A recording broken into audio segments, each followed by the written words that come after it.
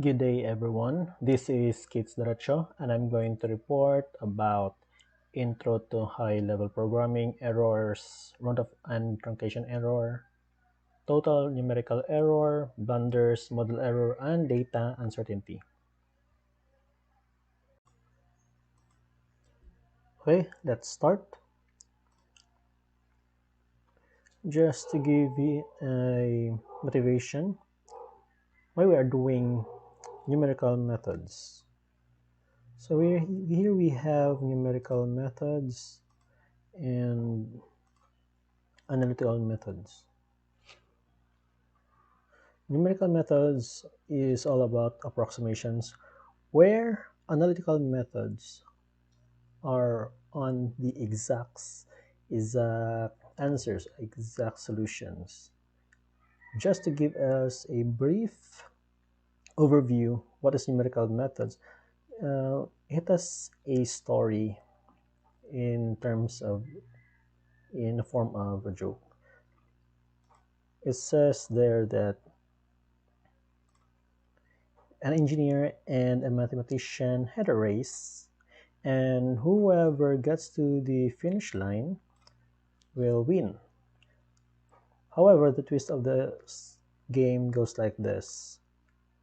Each round, they must only get half of the way. Each round, they must only um, go halfway in each round.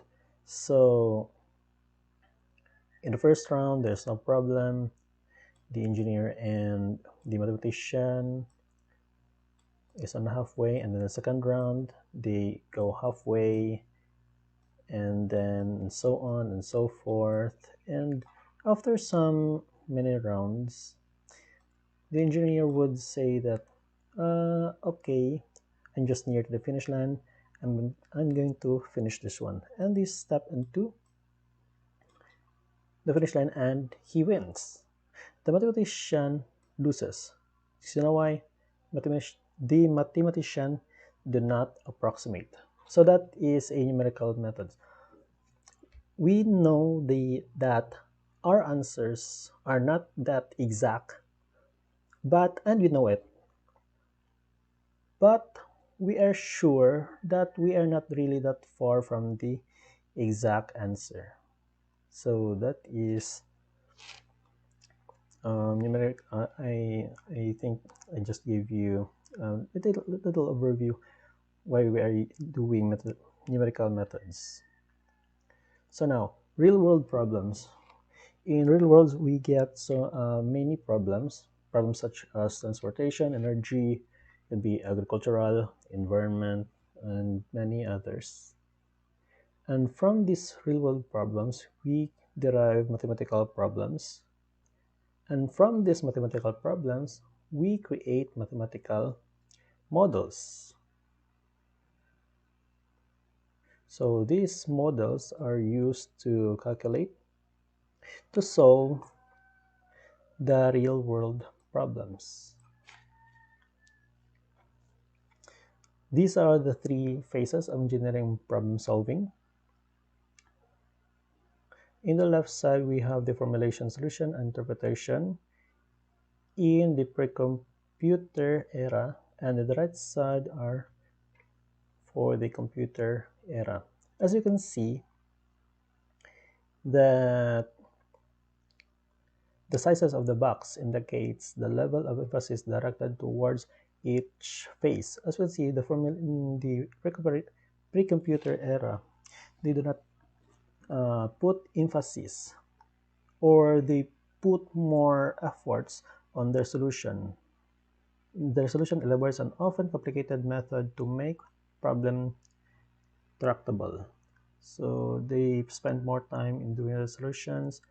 However, in computer era, as you can see, the solutions are, they pay more less um, emphasis on solution, but they give more a focus on formulations, in-depth exposition of relationship, problem to fundamental laws, and on the interpretation. Interpretation, there will be an ease of calculation since we will be using computers.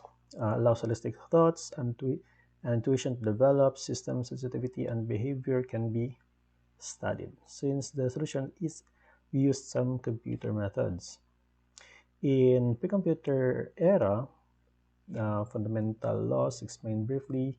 In interpretation, depth analysis is limited by time-consuming solutions. So the time is being consumed due to the solutions. Now, in pre-computer era,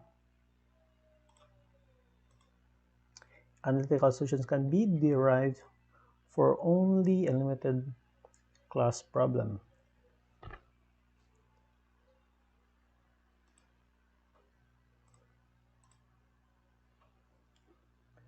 Can only handle linear models with simple geometry and low dimensionality. So they can, in pre-computer era, they can only solve, we can say, simple problems. And graphical solutions, in terms of graphs, without the aid of computers, are extremely tedious and awkward to implement. Manual calculations are slow and tedious. Consistent results are elusive because of simple blunders that arise when numerous manual tasks are performed. So there will be errors along the way while they are still solving. However, in computer era, it provides an alternative for such complicated calculations. So in computer era, the solutions are much easier. It can solve much complex problems. Although analytical solutions are still extremely valuable both for the problem solving and for providing insights, numerical methods represents alternatives that greatly enlarge your capabilities to confront and solve problems. Though analytical methods, it is still important. With the use of computer, it enhances our it greatly enlarge our capabilities, so we will be able to do more things with computers. So, some introduction to numerical methods that will be covered in our course. First is the roots of equation. We are going to solve for the f of x given with the value, we're going to solve for value of x if f of x is equals to 0. Next, part 3 would be linear algebraic equation. Given that a's and c's, we are going to solve for x. And part 4, optimization. Given we have this graph here, we are going to find the minimum or maximum. It's all about optimization.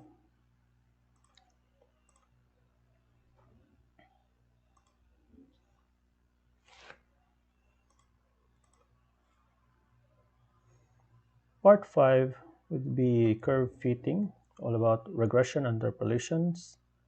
Part 6, integrations, find the area under the curve. We have this curve, find the area under this one. And ordinary differential equations, we have dy over dt.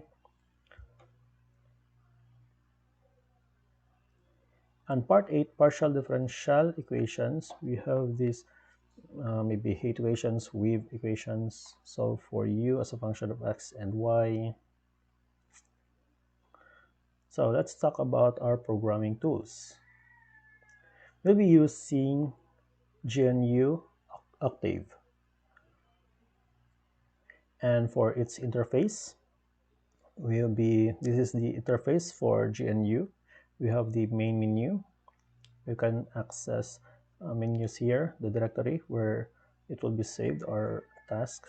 This is a file browser. You can browse your files, save files here. This is workspace where you can find your variables, command history, the commands that you used previously. This is the command window, and here are the windows. We can also access here the editor where you can edit your program. This is the command window where your output will be reflected.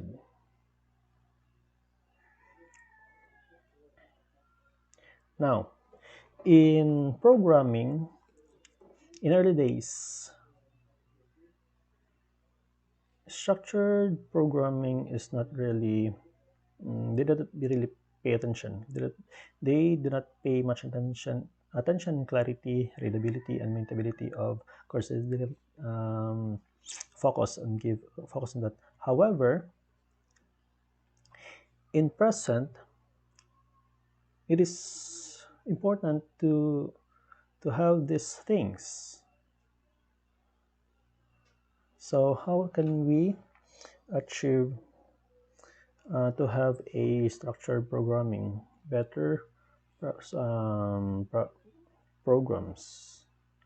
So first is a flowchart. Using a flowchart. Flowchart is a visual or graphical representation of an algorithm. The flowchart employs a series of blocks and arrows, each of which represents the particular operation or step in the algorithm. So example, we have here example of symbols in found that can be found in flowcharts. This one is what we call a terminal, represents the beginning or the end of a program. If we see this, this is the beginning or it could be the end of a program. These lines here and arrows, this is what we call as flow lines, represents the flow of logic.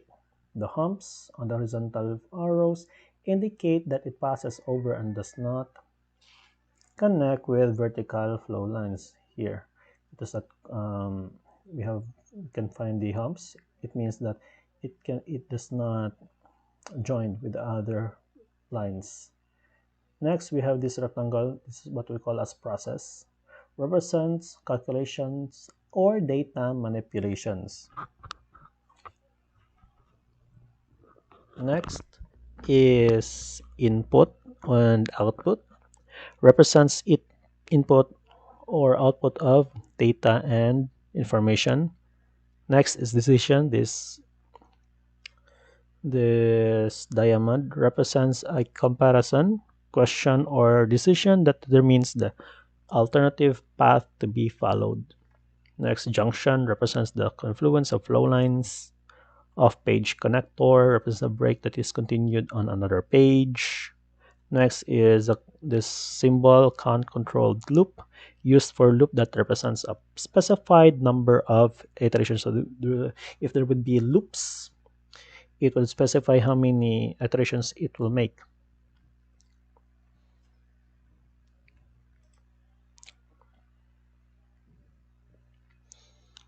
So some advantage of flowcharts. Others would not consider flowcharts in making a program, but there are still advantages why flowcharts are important. First is used for expressing and communicating algorithms. So by flowcharts, you can express what are your thoughts on your program. Two, it's useful in planning, unraveling, and communicating the logic of your own or someone else's program. So if you want to communicate your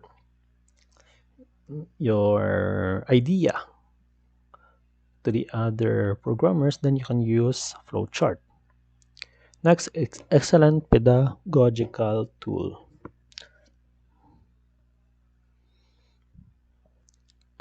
So we have this logical representation. This is what we call a series and selection. I don't know, sequence and selection.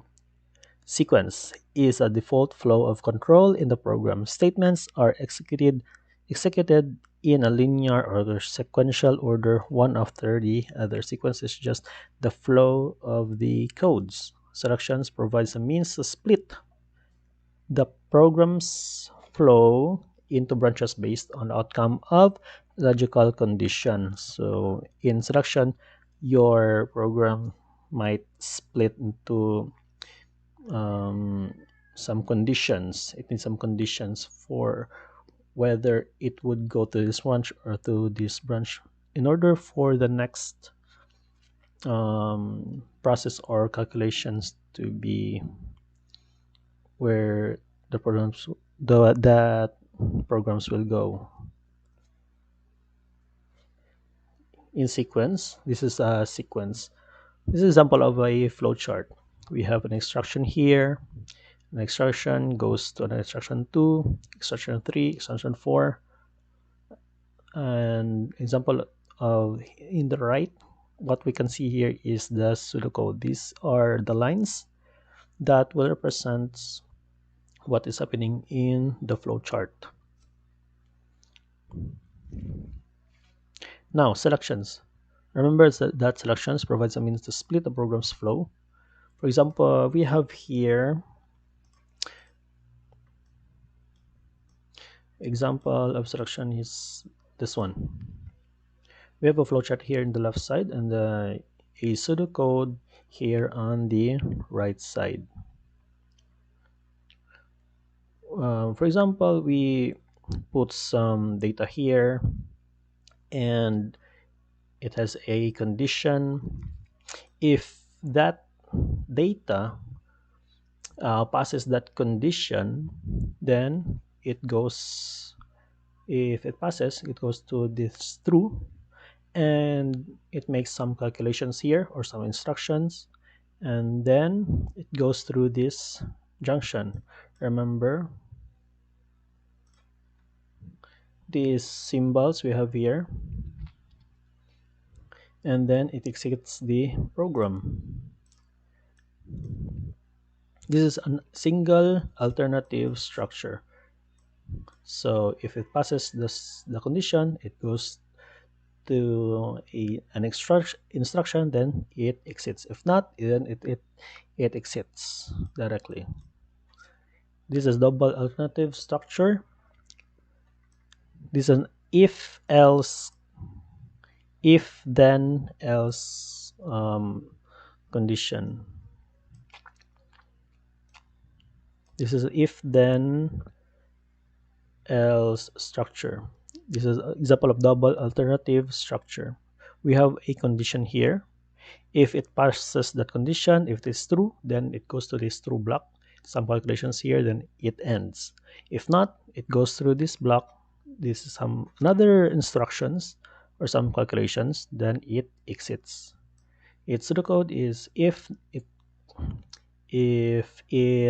passes the condition, then goes to true blocks. Else, if it's false, it goes to these blocks and it ends the if function. Next example is this one. Multiple alternative structure. If then else if. So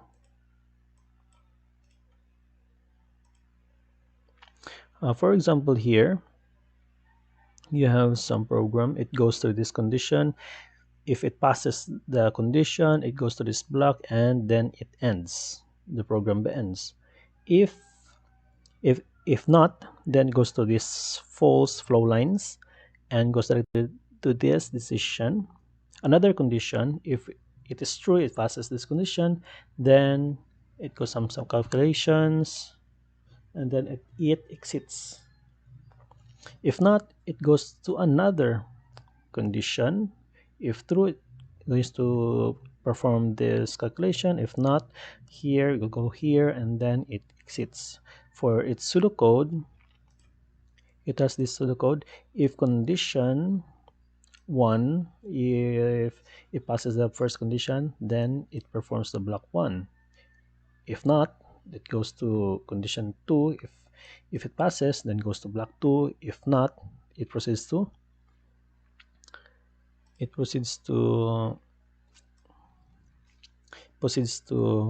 condition 3.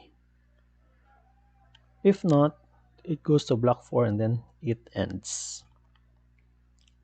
This is multiple alternative structure. Next is a case structure. In case structure, it has some test expressions here. And if that value is equal to that case here, if it satisfies the value here, then it goes to block 1. If not, You're going to test if the value is qualified for block 2. If not, you're going to block 3 or go to block 4. And then all of these results will go after that one. It will end, the program will end. Flowchart and pseudocode for supplementary selection or branching structures. So these are the multiple alternative selections and the case construct. Another one is a do exit or break loop. So this is a loop. Um, First is whenever you have an instruction here, maybe some instruction here, and then goes through this condition. If it passes, then it exits the program. If not, it's going to make some calculations and going to make some calculations here and then go back to the original, to the starting point, and then goes to another block. If it does not pass still, then it will go to false. If it did not pass the condition, it's going to repeat and repeat and repeat until it will pass the condition, and the program will exit. This is the code for that one. Do this activity here in block 1. If the condition is met, then you will exit. However, if not, going to do block 2, then you're going to repeat that one. You're going to do block 1. If the condition is not satisfied, you're going to repeat this one all over again. Next one is the flow chart. Next one, here we have the flow chart. Some instructions here. It will determine how many iterations you have to do. Then you're going to do this instruction in block 1. Then it's going to repeat the decision. If it has satisfied the number of iterations, then it is going to exit. If not, it will repeat all the process. It's going to repeat the process, another calculations, then the number of iterations will increase. Let's say number of iterations is already 3, but you need maybe 10 iterations to proceed, then you have to do that 10 iterations before you can exit. This is account control do for construct, and it has this code do for I, meaning iterations equals to start to finish, and we have this step increment of how many steps we're going to make from the start to finish until, and then you will do this instruction here in block until that I will reach that finish number on specific number in finish, then you can exit the program.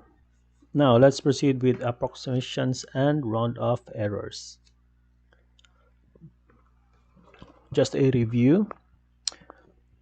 Numerical methods is just all about approximations, and analytical methods, they are about on exact solutions, exact answers. However, in numerical methods, since we are just approximating, we are not we do not get the exact answers, or we do not get the exact solutions, so there will be errors. So errors, they could be two types. First is round off error and truncation error. Round off errors due to the fact that computers can represent only quantities with a finite numbers of digits. So these errors are just all about the capabilities of computers, the limitations of capabilities of computers. Run of errors are due to the fact that computer can represent only quantities with finite number of digits. So it cannot present infinite number of numbers in computers. It can only compute um, finite number of numbers, and we will discuss that one later on.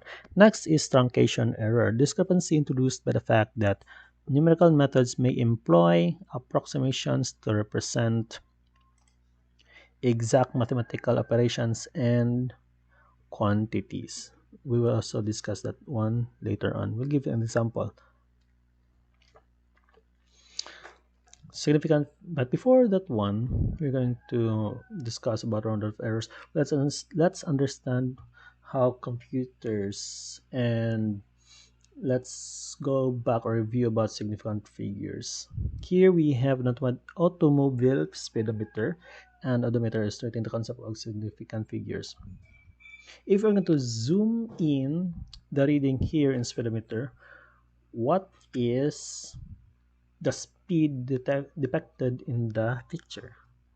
Well, you might say that is near maybe 49, but as we can observe, it did not really touch 49, since this bigger line here represents 50, and each small lines represents 1.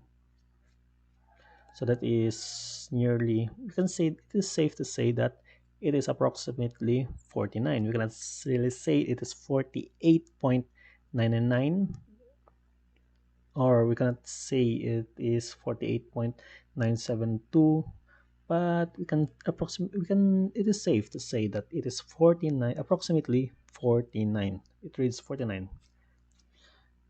But by using concept of significant figures, significant digits of numbers are those can be used with confidence. How can we be sure that is just approximate?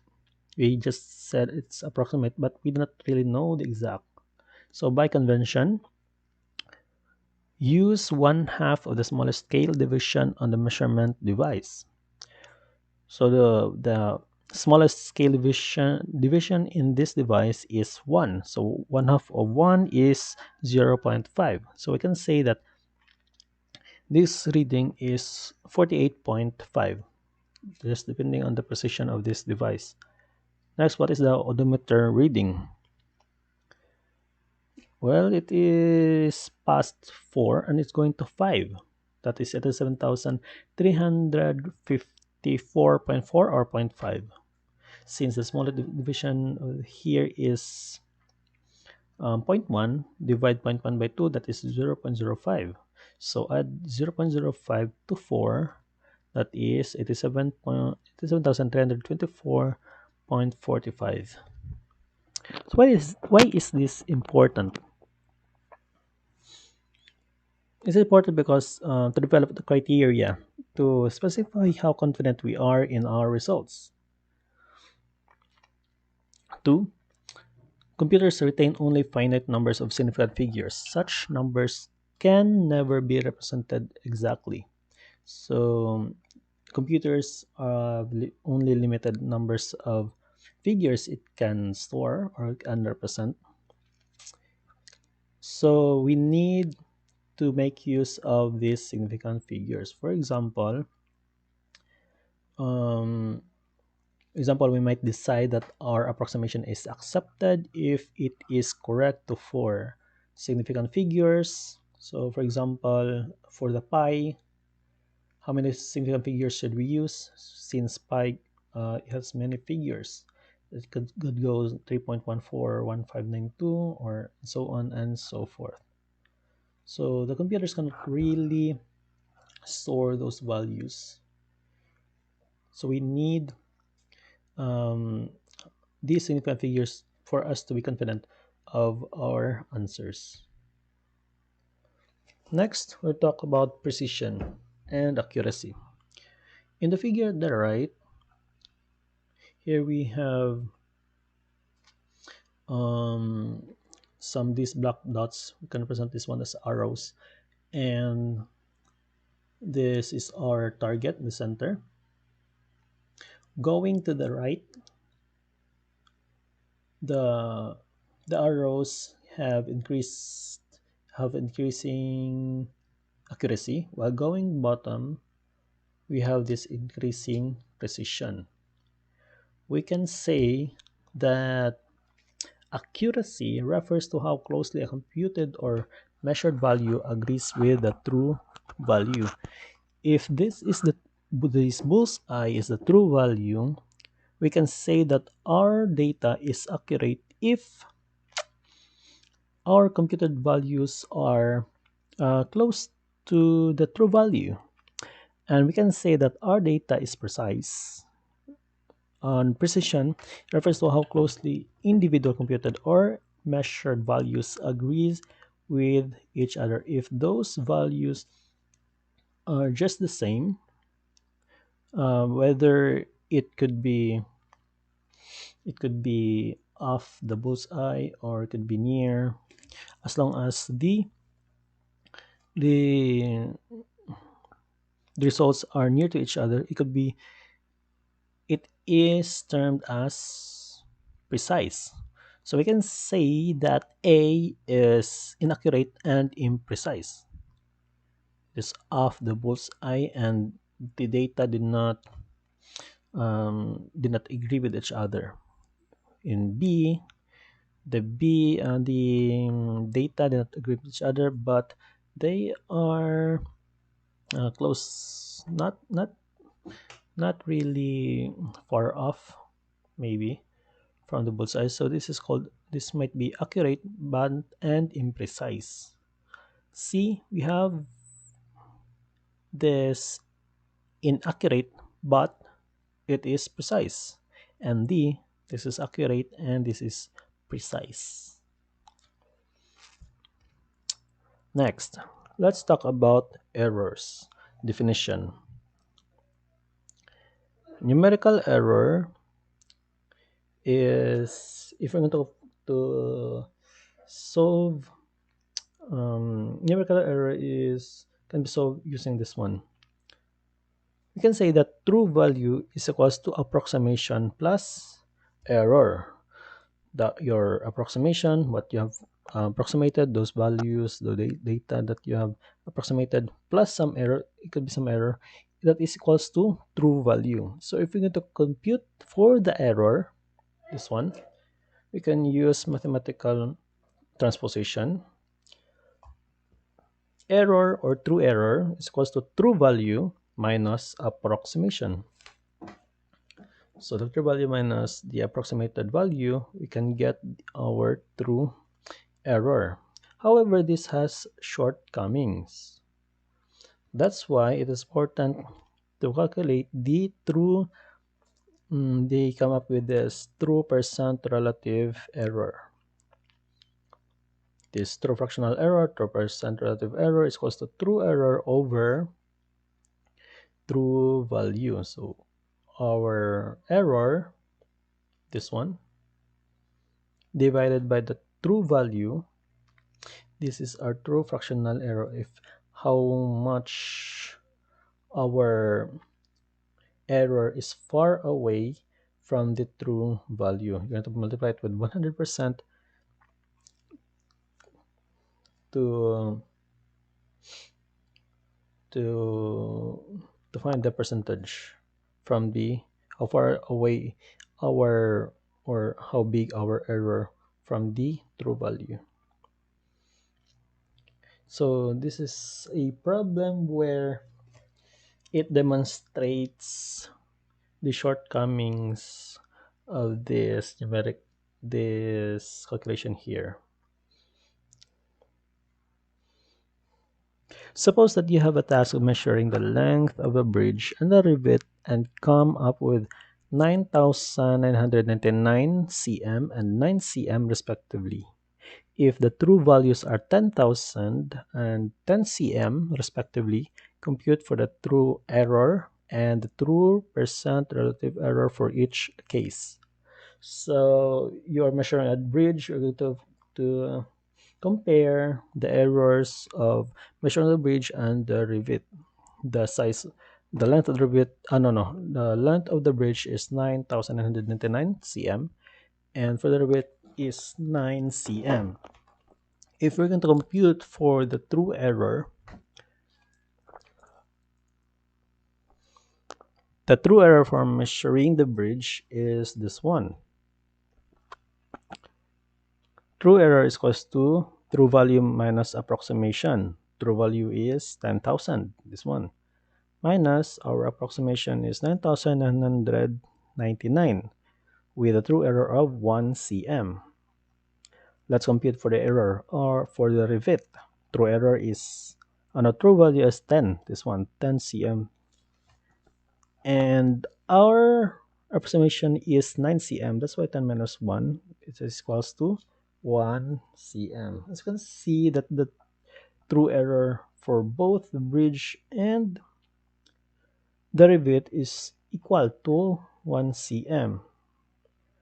But that is the shortcoming of just computing for the true error. We cannot really say that this 1 cm here and 1 cm here are just equal in terms of bridge and rivet, since 1 cm error in bridge, that is not just, that is not, maybe that is not a big deal, but having 1 cm error in rivets, uh, it makes a difference. So that's why we use this calculation, calculating for true percent relative error.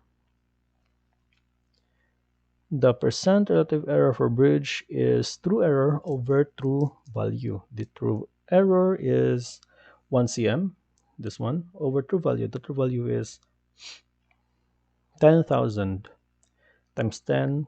So we have this percent relative error of 0.01% compared to the rivets, which is 1 over 10 times 100, it is 10%. As you can see here the difference, that the error in the bridge, making the bridge, is quite low, very low, and the rivets, that is 10% of error.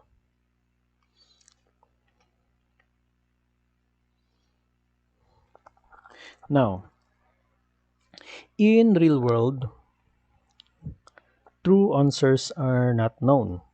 Okay, so we cannot really use this one since these are true values. These 10,000 and 10 cm, these are not known in real life. How can we know the true error if we do not know the true values? So we are going to use some approximations. The percent approximate relative error, which is the as EA, is equals to approximate error over approximation times 100%. This approximate error is equal to current approximation minus previous approximation. So we're going to base our current approximation based from the previous approximation. I'm going to reiterate that one in hope that we're going to improve our answers and get to the true value.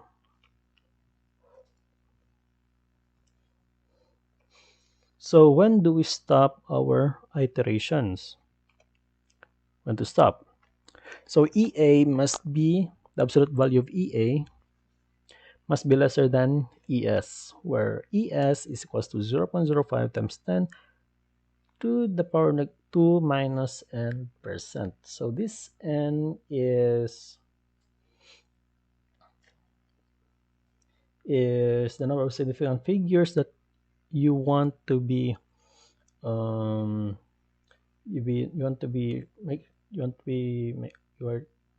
be sure if your answers are accurate to that specified number of significant figures. If you're let's take an example here. Well, if you want to make a calculation We have a problem statement here. What ES is required to achieve a 4 digits of accuracy? Maybe you are going to make a calculations and you want your calculations to be accurate into to 4 digits of, you want to your calculations to be accurate for 4 decimal places. You can use this one. ES equals to 0.05 times 10 to the power of 10 times 10 to the power 2 minus n, where n is equals to 4 digits of accuracy. 2 minus 4, that's negative 2. That's why we have negative 2 here. Equals to 0.05%. So your EA, your iteration here, will not stop unless your EA is lesser than this one. This is your threshold. Once your EA is smaller than ES, then you can stop the iteration and you get the 4 digits of accuracy.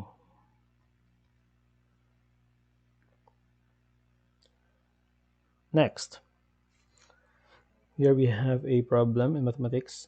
Function can often be represented by infinite series. For example, an exponential function can be computed using this e to the x is equals to 1 plus x to the power of 2 over 2 plus x to the power of 3 over 3. That is x to the power of n over n factorial.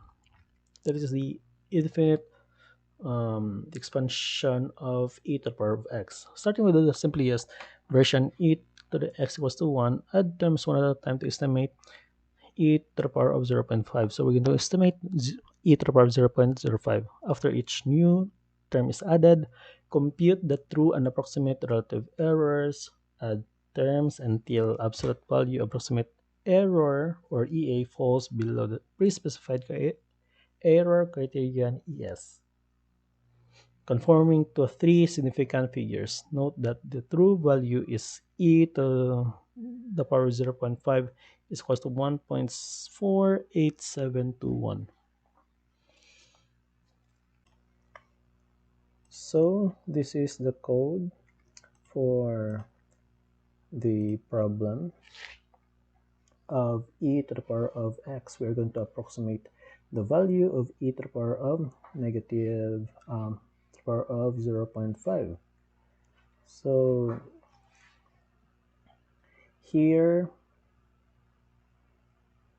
we just initialize the true value of e to the power of 0.5, and we set the variables as 0 to 0, the number of significant figures that we needed, which is 3, the ES, the condition we must meet that EA must be lesser than this one for the iteration must be stopped, and the approximate error, we initialize it to 100, and iteration is at 0. This is for the header, and we have this while loop. While the approximate error is greater than or equal to ES, we will continue to do this instruction here. So first, we calculating for the first term. This is the first term for the Maclaurin series. That is the Maclaurin series that it starts with 1 plus x squared over 2. This is the code that is 0.5 to the power of iteration. Since iteration is equal to 0, this will be equal to 1 over factorial of iteration. This is equal to 1. So we're going to store that 1 here in the result. So result is equals to result plus term. Next, we're going to compute for the true error, absolute value of true error minus result. So whatever results we have here, we calculate for since we have our true value here is e to the power of negative e to the power of 0.5, e to the power of 0.5 minus the result, we have the true error. Next, we compute for that percent true error is equals to true error over true value multiplied with 100 to make it in percent. And if iteration is greater than 0, then approximate error is equals to absolute value of term over result multiplied with 100. This will display the result. We're going to increase iteration from 0 to it until it meets this condition. So running this program, we have this one. So the first iteration result is 1, and second iteration will to sum all the iterations number of terms here until it reaches our condition that if our EA is lesser than ES, then it will stop. So by it is up, the true value is 1.6487. So with 3 significant figures, it is correct in significant figures, then the iteration ended.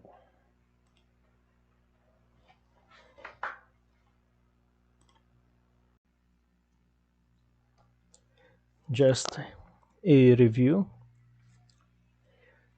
You have these errors, the round-off errors and the truncation errors.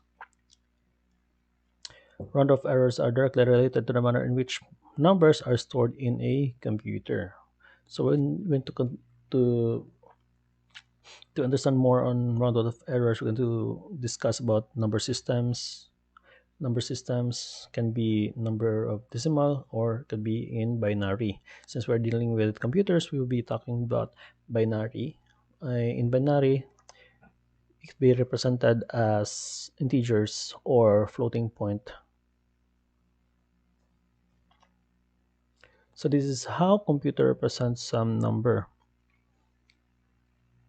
Integer representation. Here, it is in the base 2, 1, 0, 1, 0, 1, 1, 0, 1. To convert this 1 to decimal, we're going to multiply this 1 to here. 1 times 1 equals to 1. This is just a review on our college. So this number here, this binary number, is equal to 173 in decimal. Let's define first this one. A word is a fundamental unit whereby information is represented. So this number here, if this is one, this is what you call as one word. To represent integers, we use sign magnitude method. This is just an example of how many bits are this one. 1 2 3 4 5 6 7 8 9 10 11 12 13 14 15 16. This is a 16-bit computer. So if you're going to represent 173, this should be, and here is our example, we represent negative 173. The 15 bit here will represent the integer, and 1 here represents the sign. It will be 0. If the number here is 0, it means it is positive. If 1, this is negative. So we're going to represent 173. We're going to copy this one 1011101 to here, and the numbers before that would be 0, and we'll put the sign here, 1 for negative, 0 for positive. Now for floating point representations in computer, Octave or MATLAB expresses numbers using 64 bits. Now If from previous example this is a 16-bit, however a computer uses maybe 32 or 64, but in present we'll be using 64. In MATLAB and Octave we'll be using 64.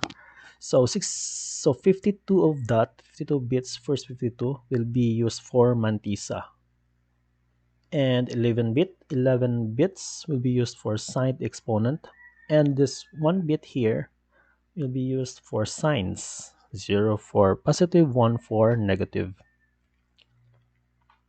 And normalized numbers have a form of n equals to plus minus 1 plus f times 2 to the power of e.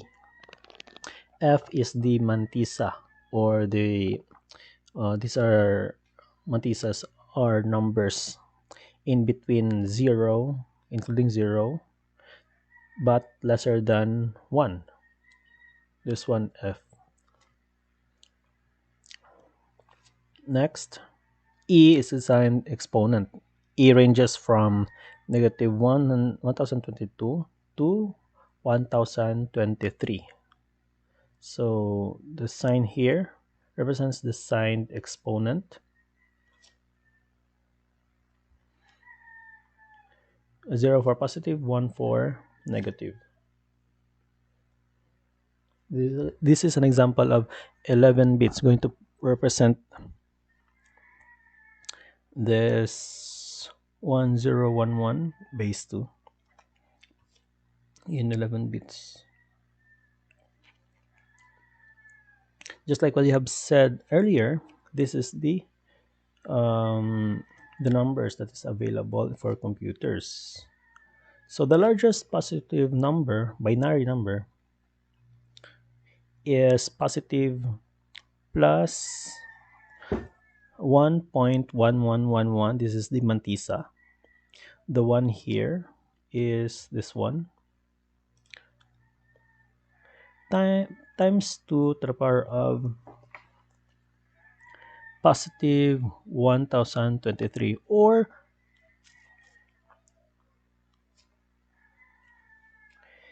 in decimal that is equal to 1.797 times 10 to the power of 308. This is base 10. You can access this one by typing real max in Octave. We will demonstrate later on how can we achieve this one, or how to represent this one. Or this is the limitation of the Octave or the programs. It cannot go beyond this number. Any number that is more than this one, well, for example, 1 times 7 times 1.7, or maybe 1.8 times 10 to the power of 309. It cannot go beyond that one, because this is the max number it can recognize. Next, the smallest binary positive number, that is 1.000. This is the mantissa, times 2 to the power of e. The smallest number is e, which is in decimal. When converted to decimal is this one, 2.2251 times 10 to the power of negative 308. So any number lesser than this one that is near to 0, for example 2.2 times 10 to the power of negative 400, then the computer cannot access, does not know the difference from that number to 0, then it will truncate that one to 0. Next, largest binary negative. This is just a negative, plus minus. We're going to make this one as negative. Then you can get the negative real max. Then the smallest binary number, we're going to negate this one. Then we can achieve the negative real min. This is what, if this is the number line, this is the real min and this is the real max. Here, this is the 0. any number that is greater than the real max, the program will overflow. It cannot hit that one, and it will record. It will display the real max. See, it will display this one. However, numbers below the real mean, it will represent 0 or this one, whichever is near. Well, also with negative real mean, and the same is true with real negative real mean and negative real max.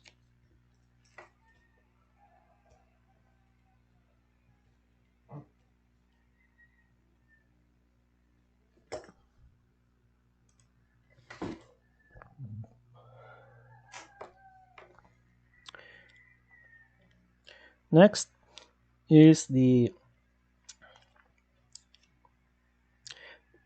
talk about the finiteness of f.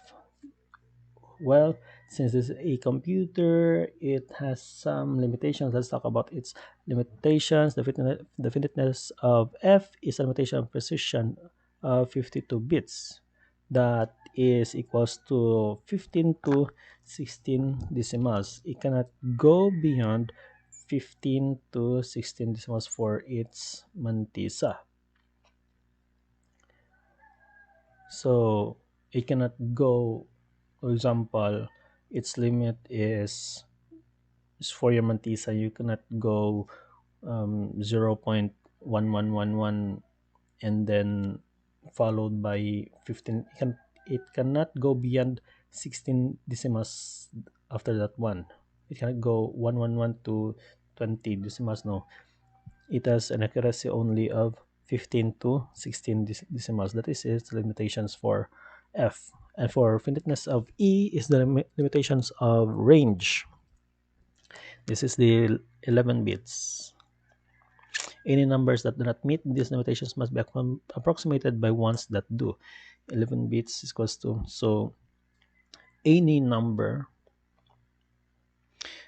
so there will be discrepancies. For example, your number is your computed value is very small, then the computer would tend to approximate that one to the closest.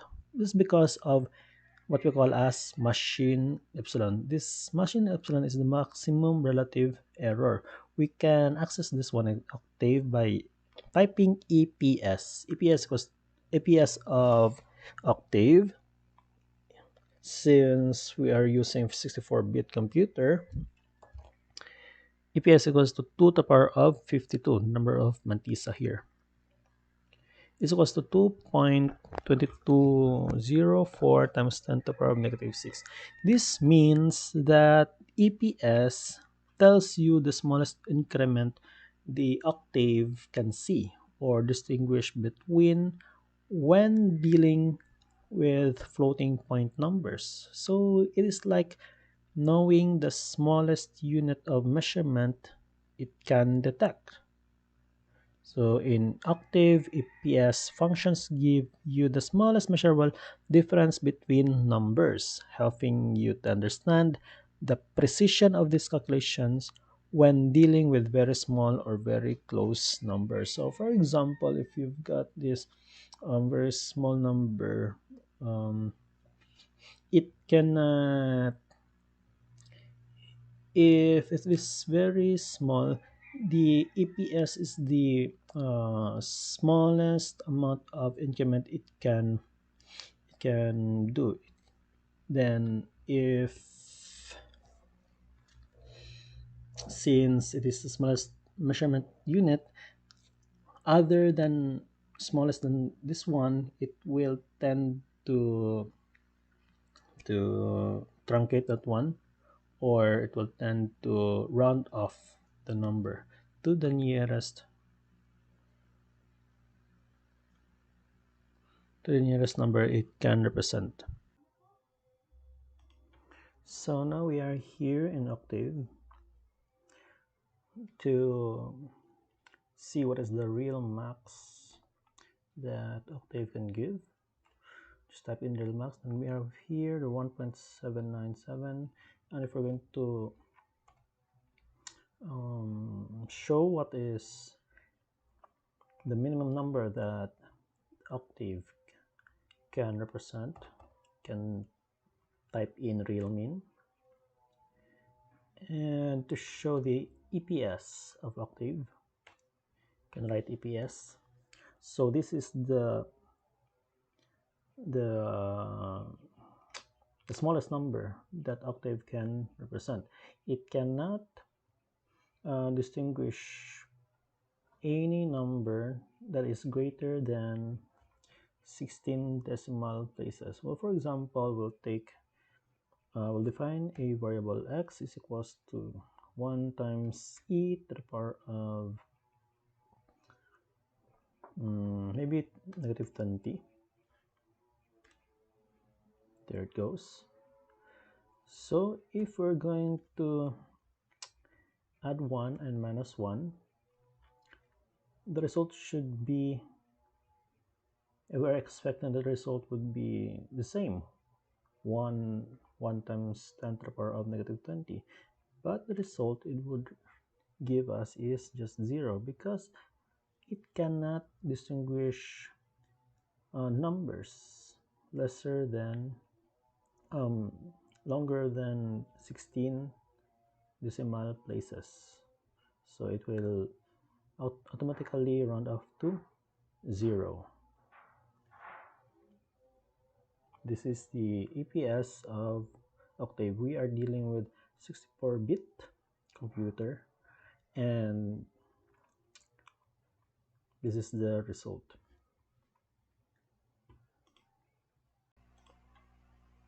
Let's proceed with, let's talk about subtractive cancellation. So subtractive cancellation, these terms refer to the round off induced when subtracting new nearly equal floating point numbers. Well, for example, we have an equation solving for the roots of a quadratic equation. You have the equation formula, negative b plus minus square root of b squared minus 4ac over 2a, where if given that b squared is very big large number compared to the product of a and c, let's say for example b is 1,000, so this b here would be some thousand plus minus square root of 1,000 squared, that will be a very big large number, minus 4ac, it would tend that this very big large number minus this very small number and take the square root of that, it is like you are just the difference on the numerator can be very small. There's a very small number here in the numerator. So to mitigate this, since the precision, let's remember that the precision of that computer cannot represent all numbers. It has a limitations also. So to mitigate this one, we use double precision. In the next, we will show this one, the difference between double precision, using double precision and single precision. We have a quadratic equation of ax in the form of ax squared plus bx plus c, and this a represents the coefficient for x squared, b for coefficient of x, and c for the constant. Now we're going to distinguish between the difference between single precision and double precision. So we just type in here, this is to compute for the roots. We we store the value of roots in here. Single roots is equals to, what are the roots of a, b, and c? We use here single precision, and for double precision we just used here roots of a, b, and c, and we store it in variable double roots.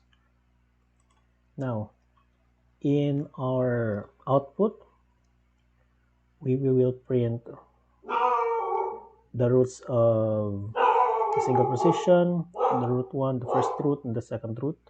Here this prints, or this will show the roots for double precision. If we're going to run this one, here are the values. So as we can see, the roots for single precision is negative 2,999.999, and its second root is 0.01. And the value for double precision, it has negative 3,000.00, and second root is negative 0.01. We will compare that single precision. It tends to truncate the, it tends to be not very far, but it's not, it has difference with double precision, where the exact answer is this one. The double precision,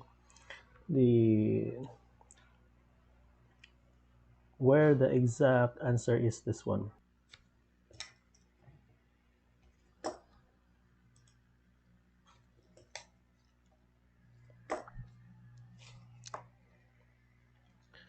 So we have here the errors. Review, we have errors, the round of errors, the truncation errors. We'll talk about the truncation errors. So truncation error are those that result from using approximation in place of an exact mathematical procedure. The truncation error can exist, is closely related with the Taylor series. Why? Taylor series is composed of summations of infinite numbers. For example, the Taylor series summation of f to the nth derivative function of multiplied with a over n factorial times x minus a to the power of n, where n goes from 0 to infinity. You can expand this one using this one. You can expand this form using this equation here. F of x goes to fa plus first derivative a over n 1 factorial times x minus a, and so on and so forth. So for zero order, so the computer cannot really solve this one since this is an infinite number of series. So the tendency of computer is to truncate or to chop that one. For example, for this one, if we have completed, we have already known the percent relative, percent approximate relative error. If it satisfies the condition that EA is lesser than ES, then we could stop the iteration maybe to the 20th iteration. So there would be still remainder here, which will not be included in our calculation. So those things that cannot be included in our calculations will be our error. So we have a problem here for truncation error. Use 0 to 4th through 4th order Taylor series expansion to approximate the function, this one, from x sub I equals to 0 with h equals to 1. That is a predict function's value at x sub I plus 1 equals to 1. So we have the true value. If we're going to substitute f h equals to 1, we have the true value of 0.2, and at n equals to 0, we can get the fx of I equal plus 1 equal approximately 1.2. With this 1.2, we calculate the, if we're going to calculate the true error, 0.2 minus 1.2 equals to -1. So we'll observe this true error later on. We're going to track that one. What will be its value as we go on with the series? We're going to take more on. We're going to go through with our until we get to fourth order. With n equals to 1, so first we take the first derivative just according to our equation last time. We have to take the first derivative, and it is what, so negative 0.25. So our f of x sub I plus 1 equals to, we copy, we're here, the f of a, which is 1.2, plus this one, the first derivative, multiplied with h. This is h, x minus a. So with h equals to 1, we take the f of 1, and we have this answer 0.95. We take the error, the true error 0.2 minus 0.29, which decreased to negative 0.75.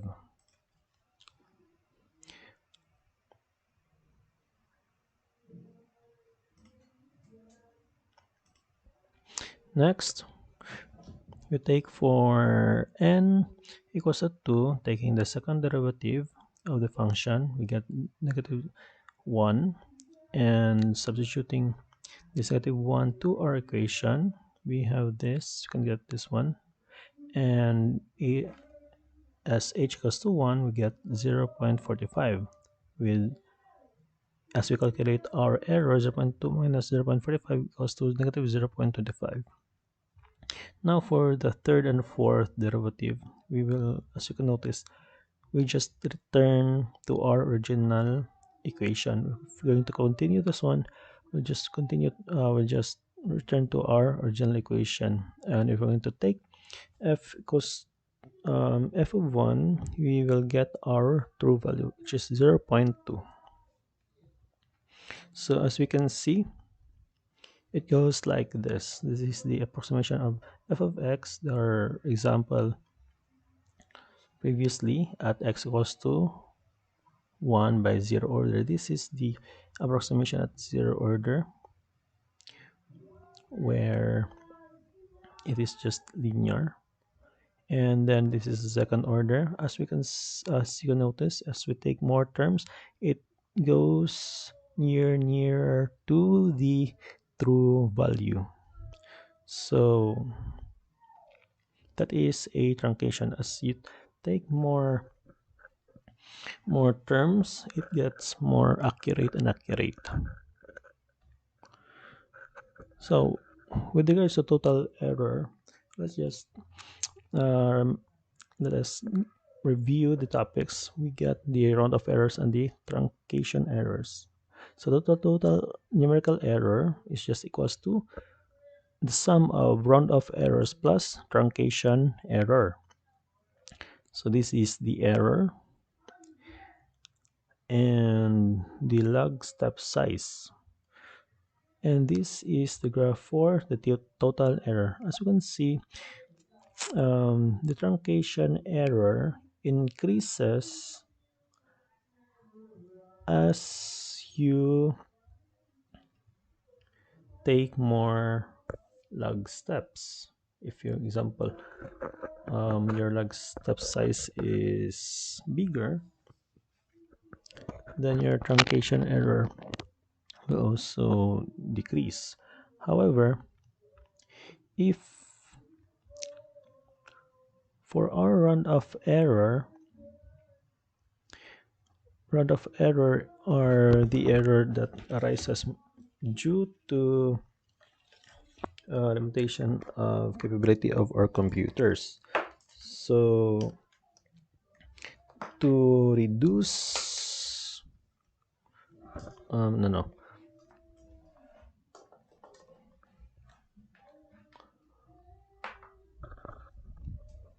so the only way to minimize run of error is just to increase its significant figures, right, for the computer. We can minimize the run of error. However, you noted that round of error may increase due to maybe subtractive cancellation or due to increase of number of computations in our analysis. That's because our computers have limitations. If we're going to increase the number of calculations, then it is prone to more round of errors. In contrast, as we just discussed previously, the truncation error, as we we take more terms, we get to the more accurate results, or we get to the true value as we take more terms or more calculations. So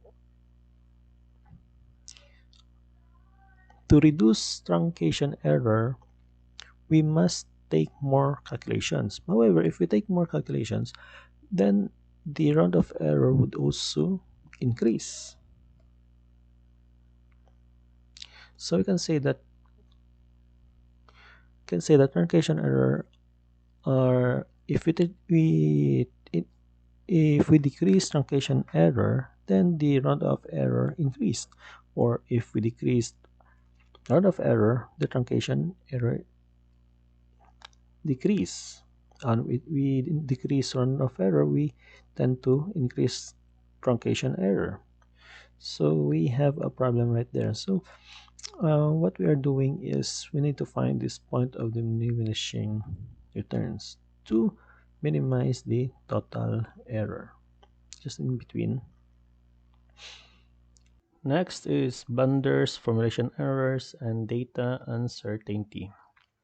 Blunders refers to a significant error or mistake in the application or implementation of a numerical technique. So, in early years of computers, erroneous numerical results could sometimes be attributed to malfunctions of computer itself. But today, the source of error is highly unlikely, and most blunders must be attributed to human imperfections.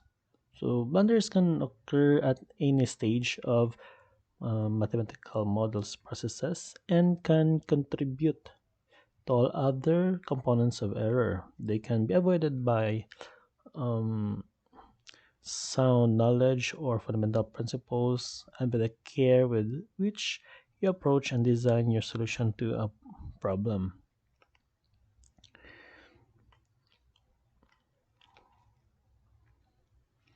Well, blunders will not be considered, was not considered in the book, but there is no doubt that these errors will happen.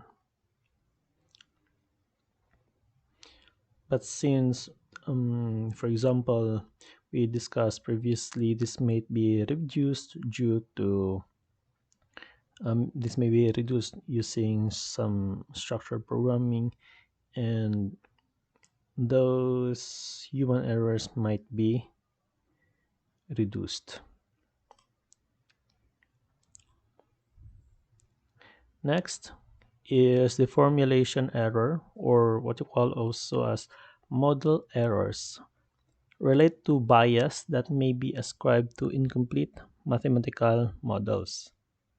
So this can be illustrated by some like this problem. Let's consider a basic problem finding average of two numbers, a and b. And the correct formula, you'll know that the correct formula for average, let's say average is equals to a plus b equal over 2. That is our formula for average. In our program, we may mistakenly formulate the problem and use the following incorrect formula. We might use, for example, average is equals to a times b instead of having this one. So this error formulation leads to an incorrect results. It demonstrates the importance of accurate formulating problem and using appropriate mathematical expressions or algorithms in numerical methods. So it is important that in just before we conduct the mathematical model, the expressions or the the method we are using, it must be correct. Otherwise, our from the start, it is already wrong. Next is data uncertainty. Data uncertainty refers to the lack of exact knowledge or precision about the values of data points or measurement. So it can be demonstrated using this example. Let's consider a scenario where we are collecting temperature data from a sensor in a laboratory experiment.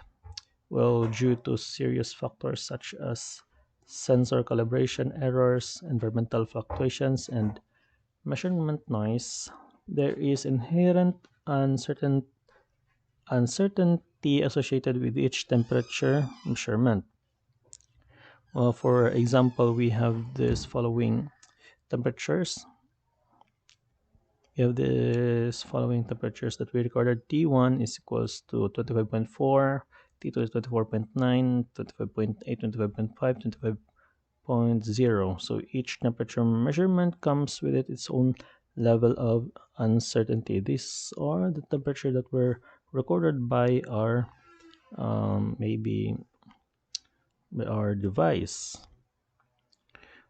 Example, sensors might have accuracy of plus minus zero point 0.2 degrees Celsius, indicating the temperature reading could be off up to zero point 0.2 degrees Celsius from the true value. So these values here that we just recorded could be off by zero point 0.2. This 0.5.4 might be 0.06 or 25.6 or 25.2, or this 24.9 could be off by 0.2. This could be 24.7, or this could be 25.1. So these are data uncertainty. The source of errors came from the devices itself. So if the instrument consistently underestimate or overestimate the temperature, it has an inaccurate or biased device. If the instrument are randomly high and low, we are dealing with a question of precision. So it is important that our device is accurate in its reading. So that's all for my report. Thank you and God bless.